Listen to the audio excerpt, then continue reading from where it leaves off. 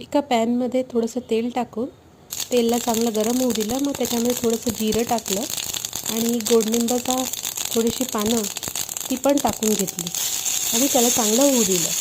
आणि इकडे मी एका याच्यामध्ये थोडीशी काकडी ही थोडीशी किसून घेतली आहे, कारण आज आपल्याला काकडीचा सलाद बनवायचा आहे.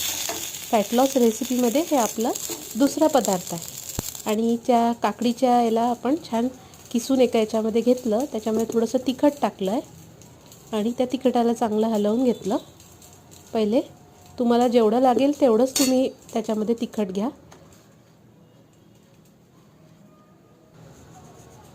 थोडंसं मीठ टाकलेलं आहे आणि आता याच्यामध्ये मी ते कढीपत्त्याचं टाकलं आणि आपली काकडीची कोशिंबीर फॅट लॉस डाएटचं सेकंड रेसिपी ही तयार झाली आहे. तुम्ही पण करून बघा ही.